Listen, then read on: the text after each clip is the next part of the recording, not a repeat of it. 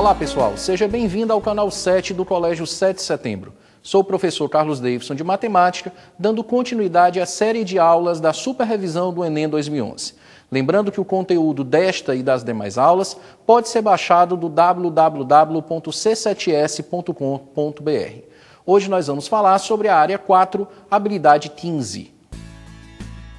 Habilidade 15. Identificar a relação de dependência entre grandezas. Pois bem, pessoal, a habilidade 15 trata da relação de dependência entre grandezas. Em matemática, tudo que pode ser medido ou de alguma forma quantificado é chamado de grandeza. Para entender melhor essa habilidade, podemos imaginar a simples situação de uma pessoa saindo de sua casa pela manhã e indo ao trabalho. Quantas medidas podem ser quantificadas? Para citar as principais delas, podemos ver a distância percorrida de casa até o trabalho, o tempo gasto e até mesmo a velocidade média que deve ser mantida para que se chegue no trabalho em determinado horário. Observe que existe uma relação de variação entre as grandezas. Se aumentarmos o tempo, ou seja, se tivermos mais tempo para chegar ao trabalho, podemos diminuir a velocidade, podemos ir com mais calma. O contrário também é verdade. Se saímos atrasado de casa, temos menos tempo, temos que aumentar a nossa velocidade. Pois bem, a habilidade 15 trata exatamente dessa relação de dependência entre as grandezas.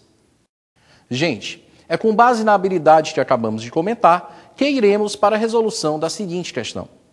O aluguel de carros é uma excelente opção para quem viaja. É fácil e seguro. As locadoras possuem veículos novos, com garantia e assistência em caso de quebra ou pane. É possível alugar um veículo em praticamente todos os lugares do mundo, com facilidade de retirá-lo direto nos aeroportos, estações rodoviárias e ferroviárias, além de lojas nos centros das principais cidades. Uma locadora iniciou uma promoção nacional para clientes que alugassem um veículo básico pelo período de uma semana, R$ 39,00 a diária e mais 50 centavos por quilômetro rodado. Para a situação descrita acima, é possível afirmar que o valor médio pago por cada quilômetro rodado, item A, é diretamente proporcional à quilometragem rodada? B, é inversamente proporcional à quilometragem rodada? C, é sempre o mesmo independentemente da quilometragem rodada? D, aumenta com o aumento da quilometragem, mas não diretamente proporcional? E, diminui com o aumento da quilometragem, mas não inversamente proporcional. Inicialmente, é importante que seja feita uma perfeita leitura da questão. Veja que é solicitado o valor médio pago por cada quilômetro rodado. Nesse momento, muitos alunos fazem uma confusão e dizem assim: mas professor, o valor do quilômetro rodado custa 50 centavos. Está dito no enunciado da questão. Pois bem, isso é verdade. O valor cobrado por cada quilômetro rodado é 50 centavos. Mas o que é solicitado na questão é o valor médio pago por cada quilômetro rodado. Valor médio. E como é que eu calculo isso, professor? Ora, calcular o valor médio pago por cada quilômetro rodado é você fazer a razão entre o custo total do aluguel daquele carro pela quantidade de quilômetros rodados. Para compreender melhor essa relação existente entre a quantidade de quilômetros rodados e o valor médio pago por cada quilômetro rodado, observe a tabela.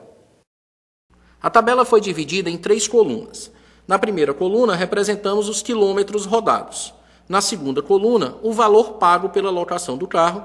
E na terceira coluna, o preço pago por cada um dos quilômetros rodados.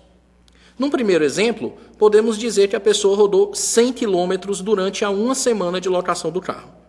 Portanto, o valor pago seria 7 vezes R$ 39,00. Não esqueça que cada uma das diárias custava R$ 39,00 e o carro, a promoção, só valia para uma semana.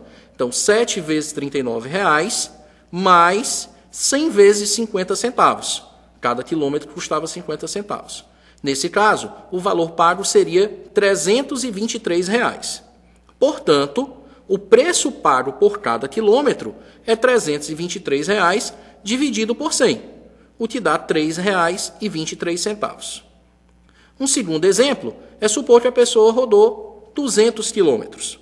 O valor pago seria 7 vezes 39 mais 200 vezes 50 centavos, o que dá um total de R$ 373 reais, e o preço pago por quilômetro seria R$ 1,87.